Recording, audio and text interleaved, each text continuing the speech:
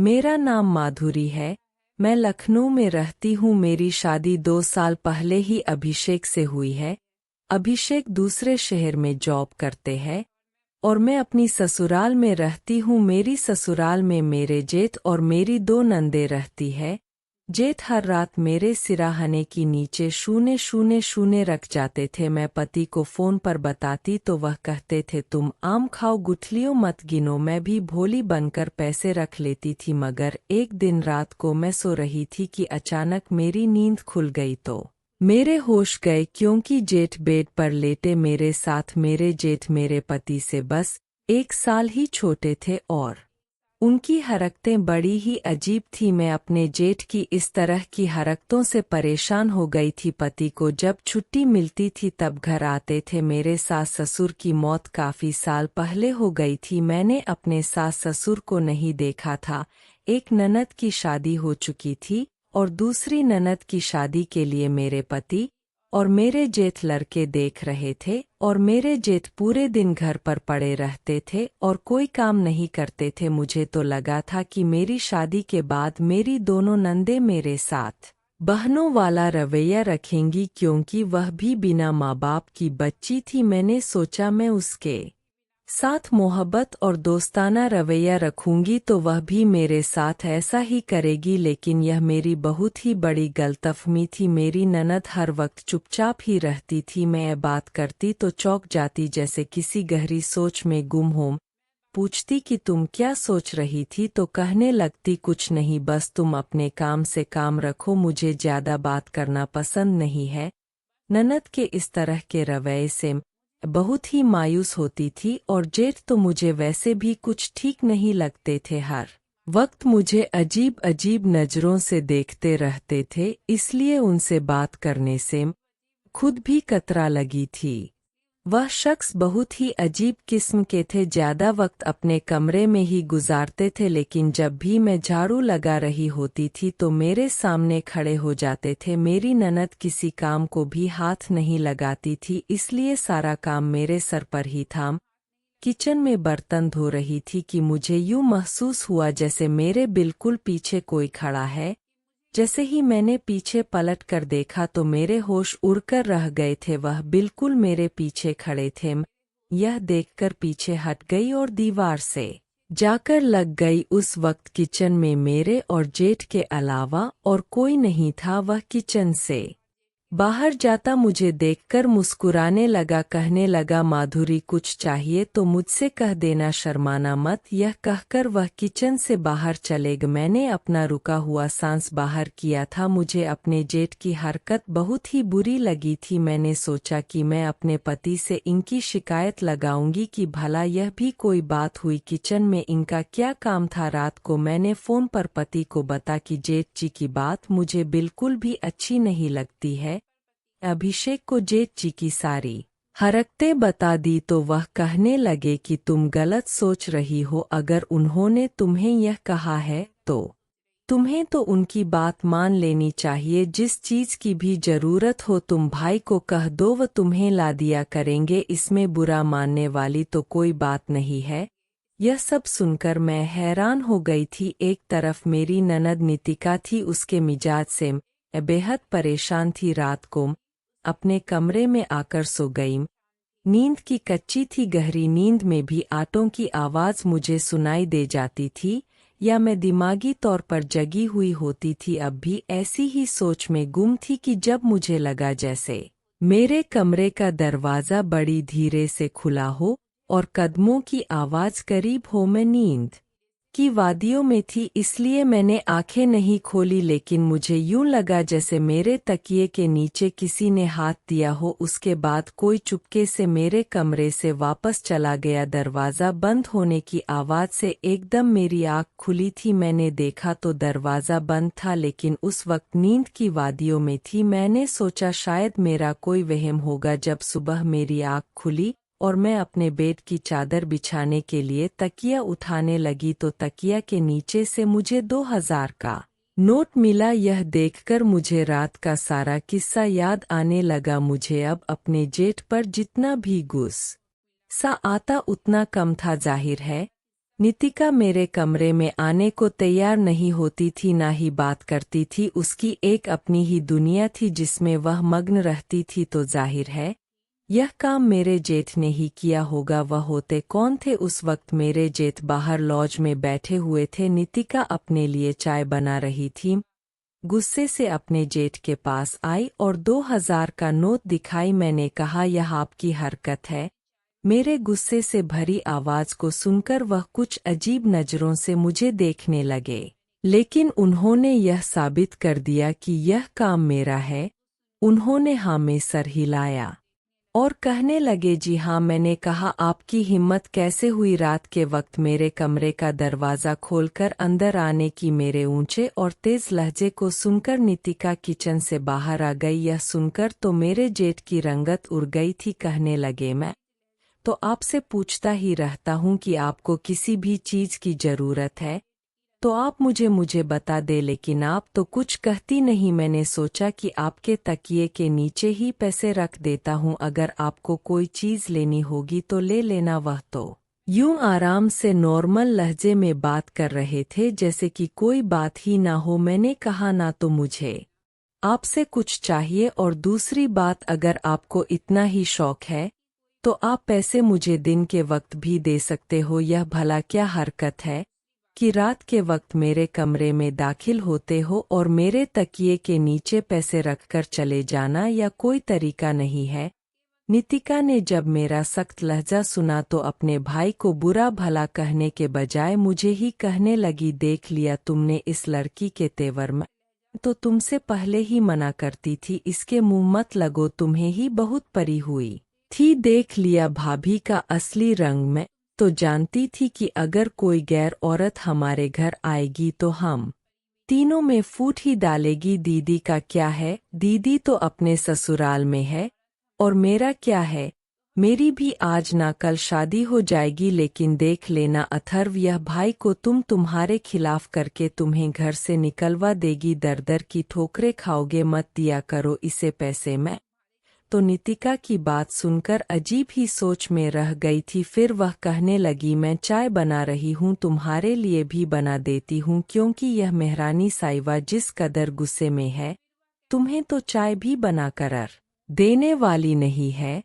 यह कहकर नितिका किचन में चली गई और मैं हक्का बक्का उसे देखती रह गई। कितनी बदतमीज थी वह, अपने भाई की घटिया हरकत और उसे रोकने के बजाय मुझे यूं बुरा भला कह रही थी। मैंने भी थोड़ी देर में खुद के लिए चाय बनाई और सबके लिए नाश्ता भी बनाया, लेकिन मैंने किसी से भी नहीं कहा कि नाश्ता कर लो। नाश्ता करने के बाद अपने कमरे में आ गई। दोपहर को बाहर से नितिका के चिल्लाने की आवाज आ रही थी। वह साथ साथ किचन में कुछ बना रही थी और साथ में मुझे बातें सुना रही थी। वह कह रही थी कि अभी 2 साल ही हुए हैं इसकी शादी को और इसने अपने रंग भी दिखाने शुरू कर दिए हैं, और इतने पैसे लगाकर हमने अपने भाई की शादी इसलिए वो थोड़ी की थी कि नवाबजादी जरा सी बात का बतंग बनाकर कमरे में बैठ जाए और मैं यहाँ किचन में काम करूँ। मैं दिल में सोच रही थी कि मुझे नहीं पता था कि उसकी इतनी लंबी जुबान भी हो सकती है।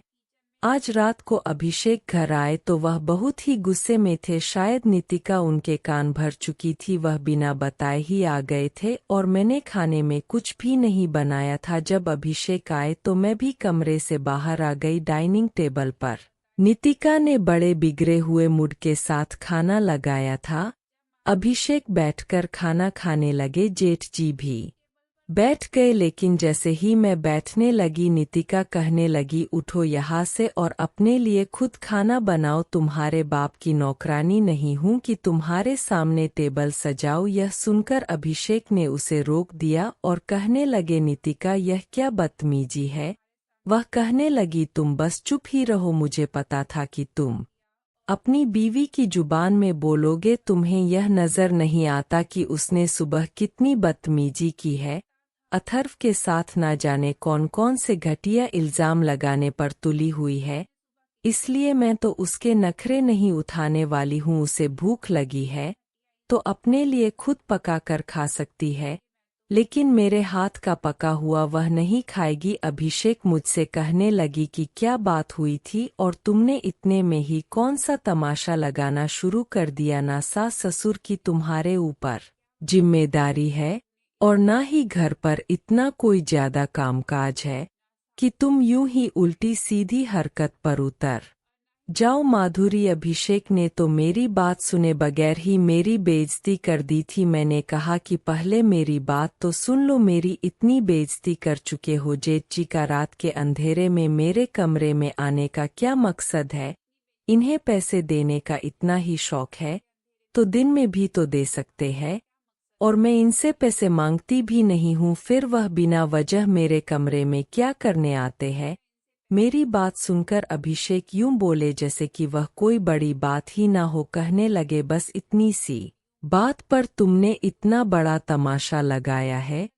अरे भाई, तो नितिका के कमरे में भी यूं ही चला जाता है, तकिया के नीचे कभी कभी पैसे रख दे देता है, यह उसकी बचपन की आदत है। मैंने कहा कि वह उसकी बहन है। मेरा यह कहना था कि अभिषेक मुझे गुस्से से चिल्लाकर कहने लगे, तो फिर तुम क्या हो? तुम मेरे भाई को अपना भाई समझती ही नहीं हो, मेरी बहन को अपनी बहन समझती हो। तुम यहाँ पर कौन से रिश्ते निभाने आई हो? मेरे दोनों बहन भाई मेरी जिम्मेदारी है। मैं कभी भी अपने बहन भाई को तुम्हारी खातिर नहीं छोड़ सकता हूँ। अपना बर्ताव ठीक रखना। अगर तुमने मेरे बहन भाई को अपना बहन भाई समझा होता तो तुम्हें यह बात इतनी बुरी नहीं लगती जितनी अब लग रही है। यह कहकर बिना खाना खाए अभिषेक उठकर कमरे में चले गए। मैं भी उठकर कमरे में चली गई। उनका मूड खराब था। मैंने भी हाथ जोड़कर उनसे माफ़ी मांगी थी। वह कहने लगे कि माफ़ी तो तुम अथर्व से मांगो, क्योंकि तुमने उसका दिल दुखाया है। उसने तुम्हें छोटी बहन समझकर ही तुम्हारे तकिए के नीचे पैसे रखे थे। बहरहाल मेरे लिए मुश्किल था, लेकिन फिर भी मैंने अथर्व से सॉरी कह दिया था। उन्होंने फौरन से कहा कि नहीं नहीं, इसकी कोई जरूरत नहीं अब गलतफहमी दूर हो गई है, बस यही ठीक है। अभिषेक ने नितिका की शादी के लिए एक लड़का देख लिया था और 2 दिन बाद नितिका का एंगेजमेंट था। घर में फंक्शन था और उसकी तैयारी होने लगी। क्योंकि टाइम बहुत कम था, मेरी बड़ी ननद भी अपनी ससुराल से आ गई थी और आज एंगेजमेंट का दिन भी आ गया था। सब लोग सुबह से ही तैयार होने में लगे हुए थे। नितिका भी बहुत खुश थी। दोपहर तक लड़के वाले आ गए थे। लड़का काफी स्मार्ट था और वह अमेरिका में जॉब करता था। सब कुछ बहुत अच्छे से हो गया और लड़के वाले वापस चले गए थे कुछ दिन रुककर।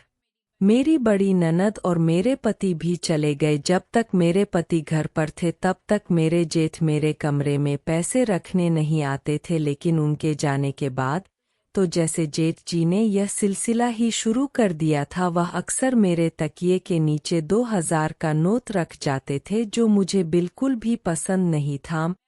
अपने कमरे का दरवाज़ा लॉक करके सोती थी, लेकिन शायद जेठ जी के पास कमरे की चाबी मौजूद थी, इसलिए वह कमरे में दाखिल हो जाते थे। लेकिन उस रात मैंने कमरे की कुंडी लगा दी। मैं नहीं चाहती थी कि वह मेरे कमरे में दाखिल हो। अगली सुबह जो चीज़ मैंने देखी उसने मुझे अजीब सी सोच में डाल दिया। लॉन्ज में मेरे जेठ बड़े गुस्से में बैठे हुए थे। शायद रात को कमरे में आए थे, लेकिन कुंडी की वजह से दरवाज़ा नहीं खुला मिला। अगर उनका मिजाज उस वक्त नॉर्मल होता तो उस बात को इतनी भी अहमियत नहीं देती, मगर मेरा दरवाज़ा उन्होंने बंद देखा तो वापस चले गए। उसमें गुस्सा आने वाली तो कोई बात ही नहीं थी, लेकिन वह मुझे यूं कर देख रहे थे जैसे कि ना जाने मुझे क्या कर डालेंगे। मैं उन्हें नज़रअंदाज किया और किचन में नाश्ता बनाने लगी। बेदिल्ली से मैंने अपने जेठ को नाश्ता बनाकर दे दिया और अपना नाश्ता लेकर कमरे में चली गई। कमरे के बराबर में ही नितिका का कमरा था, जहां से मुझे चिल्लाने की आवाज़ आ रही थी। शायद वह अपने मंगेतर से किसी बात पर लड़ने लगी थी, क्योंकि वह उसे यही कह रही थी कि मैं तुम्हारे घर पर सिवाय तुम्हारे और किसी की भी जिम्मेदारी नहीं संभालूं, क्योंकि मेरी भाभी भी सिर्फ मेरे भाई की जिम्मेदारी संभालती है। अगर तुम यह समझ रहे हो कि तुम मुझे शादी के बाद अपने घर वालों की नौकरानी बनाकर रखोगे तो मैं ऐसा कुछ भी नहीं करूंगी। मुझे तो यह समझ नहीं आता था कि वह इस तरह की बदतमीज लड़की क्यों है। ननद, क्या मुझे तो अपने जेठ की बात भी समझ नहीं आती थी। वह किस किस्म का शख्स है। शायद मेरे सास ससुर ने अपने बच्चों की परवरिश अच्छे से नहीं की थी। उन्हें रिश्ते का लिहाज रखना ही नहीं सिखाया था, सिर्फ लड़ना झगड़ना सिखाया था। शायद तीनों अपने माँ बाप की मौत के बाद ऐसे हो गए थे। एक बड़ी ननद सिर्फ अच्छी थी, उनका हाल जो भी था मेरी समझ से तो बाहर था। मैं नाश्ता करने के बाद किचन में आ गई और दौड़कर मेरे जेठ जी भी किचन में आ गए। कहने लगे, रात को आपने कमरे का दरवाज़ा क्यों बंद किया था? क्या अब भी आपको मुझसे परेशानी है? मुझ पर शक है या मेरे चरित्र पर शक है? मैंने उन्हें कोई भी जवाब नहीं दिया और चुपचाप बर्तन धोने लगी। वह मेरे सामने आकर खड़े हो गए। कहने लगे, आपसे कब से कुछ पूछ रहा हूँ। मैंने कहा, आपकी किसी भी सवाल का जवाब नहीं देना चाहती हूँ और ना ही आपको मुझे पैसे देने की कोई ज़रूरत है। बात रही आपकी हरकतों की, तो मुझे अच्छा नहीं लगता है कि मेरे सोते हुए कोई मेरे कमरे में आए, चाहे जिस मकसद से आए, मगर यह गलत मेरी बात सुनकर वह वहां से बाहर चले गए। इस बार जब अभिषेक वापस आए तो उनके सामने नितिका ने धमाका फोड़ दिया था कि वह अपना रिश्ता खत्म कर चुकी है। वह प्रिंस से शादी नहीं करेगी। यह सुनना था कि अभिषेक को गुस्सा आने लगा। कहने लगी, चौथी इंगेजमेंट है जो तुम तोड़ रही हो। नितिका, तुम्हारे साथ मसला क्या है? या सारी जिंदगी घर बैठने का इरादा है? अभिषेक ने गुस्से से यह कहा तो वह कहने लगी, मैं तुम्हारे सर पर नहीं बैठी हूँ। मैंने सोच लिया है कि मैं नौकरी करूंगी। अभिषेक तो अपने दांत ही पीस कर रह गए। नितिका बेहद ही बदतमीज थी और मुझे हैरत होती थी कि जेठ जी उसे कुछ भी नहीं कह रहे थे। वह जो भी कहती थी जेठ जी उसे मान लेते थे, कहते थे कि वह ठीक ही तो कह रही है। वह अभिषेक से कहने लगे, नितिका गलत नहीं कह रही है। यह प्रिंस जो है ना, इसे नौकरानी बनाकर रखना चाहता है। वह इसे अपने माँ पापा और बहन भाइयों की सेवा करवाना चाहता है। घर के सारे काम यही करेगी, यह कोई नौकरानी थोड़ी है। उससे तुम बात करो, अगर वह नितिका को अपने साथ अमेरिका ले जाए फिर तो ठीक है, वरना तुम रिश्ता तोड़ दो। यह सुनकर अभिषेक कहने लगे कि रिश्ता होना और तोड़ देना तुम लोगों के लिए मजाक है। पहले भी 3 रिश्ते इसी वजह से टूटे हैं। बड़ी मुश्किल से हमें यह रिश्ता मिला था और प्रिंस के घर वाले पहले ही कह चुके थे कि नितिका शादी के बाद प्रिंस के साथ अमेरिका नहीं जाएगी। अगर नितिका को ऐतराज था तो उस वक्त कहती, अब जबकि 1 महीने बाद शादी है। तो नितिका ने खुद रिश्ता तोड़ दिया। यह क्या तरीका है? यह कहना था कि नितिका फूट पड़ी। कहने लगी कि मैं जानती हूँ तुम किसकी जुबान बोल रहे हो। यह जो मासूम बनी बैठी है तुम्हारी बीवी, यह सब तुम्हारे कान में उसने भरा है। सारा जहर घोल के रख दिया है तुम्हारे कानों में मेरे खिलाफ। मैं तो उसकी बात सुनकर हैरान रह गई थी। मुझे तो किसी बात का पता भी नहीं था। मुझे तो यह भी मालूम नहीं था कि वह खुद ही अपनी मंगनी और रिश्ता तोड़ चुकी है।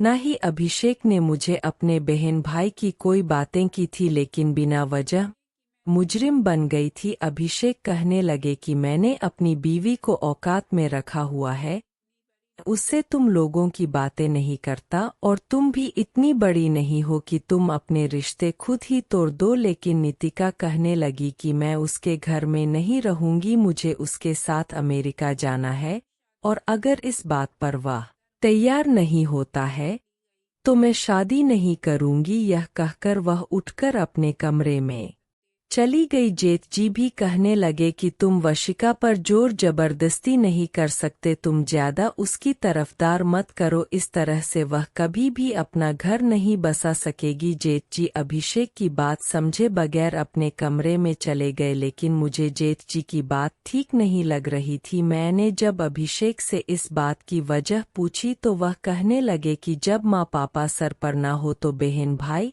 अपनी मनमानी करने लगते हैं। वह शुरू से ही माँ पापा की लाडली थी और उनके मरने पर वह खुदगर्ज हो गई है।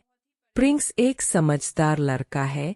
मैं नहीं चाहता हूं कि उसका रिश्ता टूटे। माद बहुत ही परेशान थे। मैंने सोचा कि मुझे इस बात पर कोई हल निकालना चाहिए। मैंने यह बात महसूस की थी कि नितिका अभिषेक से ज्यादा जेठजी की बात मानती थी, इसलिए मैंने जेठजी से ही बात करने का फैसला की। जब अभिषेक घर से चले गए तो जेठजी मेरे कमरे में पैसे रखने आए। पैसे तकिए के नीचे रखे और मैं फौरन से उठ बैठी और मोबाइल की लाइट जला दी। मुझे जागते देखकर वह कुछ जीप से हो गए थे। शायद उन्हें लगा कि मैं उन पर चीखूंगी, चिल्लाऊंगा। कुछ नहीं किया।